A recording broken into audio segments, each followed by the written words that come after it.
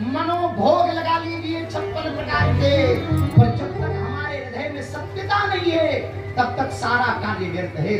उस सत्यता के बिना, सारगर्भिकता के बिना, सत्य की परिनिष्ठता के बिना वो कार्य कभी सफल नहीं हो सकता। सत्य ही उसे संपन्न करता है, सत्य की प्राप्ति ही हमें परमात्मा की प्राप्ति कराती है। तो सत्य क्या है?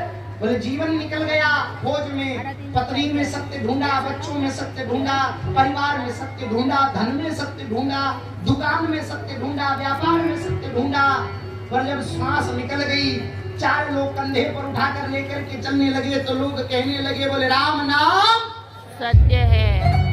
सत्य तो केवल श्री एक ठाकुर। अंतिम में जब कोई बोल ना सके, जब वो सुन ना सके, तब जीव कह रहे हैं, बोले राम नाम सत्य है। अरे जीवन में भगवान का नाम धारण, चरित्र अपने सुंदर बनाइए, सत्यता अपने जीवन में धारण करिए, सत्य पर ब्रह्म परमात्मा के चरणों में अपनी बुद्धि को हम समर्पण करें। ये बात व्यास जी महाराज लिखते हैं। अनंत अनंत रूपेण भगवान श्री ठाकुर जी हृदय का विषय है, ये बुद्धि का विषय नहीं महाराज, ये मन का विषय है, बुद्धि का विषय, ये तर्क का विषय नहीं, ठाकुर जी को हृदय का विषय है।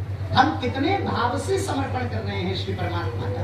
अनंत अनंत रूपेण ध्यान के बारे में महाराज जब वर्णन आता है तो श्री महाराज पतंजलि अपने योग सूत्र में लिखते हैं कि चित्त की एक तान को ध्यान कहते हैं। बोले हमारा चित्त जब परमात्मा के चरणों से एक हो जाए तो उस स्थिति को ध्यान की अवस्था कहा जाता है। विचार कर लो महाराज, यही स्थिति कैसे चित्त की एक तान बने। जैसे वो गंगा गंगोत्री से निकल करके बहती बहती बहती बहती वो गंगा चलती है और कहाँ जाकर के मिल जाती है? बोले गंगा सागर में विलीन हो जाती है। जब वो गंगा गंगा रहती है कब तक? जब वो गंगा बन करके बहती है। लेकिन वही गंगा जब सागर के शोर में जाकर के मिलती है तब उस गंगा को कोई पहचान नहीं पाता। गंगा सागर के जल का भी पान करोगे तो भी खारा प्रतीत होगा, गंगा के जल का पान करोगे तो मीठा प्रतीत होगा। बोले गंगा ने अपने अस्तित्व को श्री ठाकुर जी के चरणों में विलीन कर दिया, अपने स्वरूप को मिटा दिया, अपने आप को मिटा दिया। और जब जीव अपने आप को श्री ठाकुर के चरणों में अर्पित कर देता है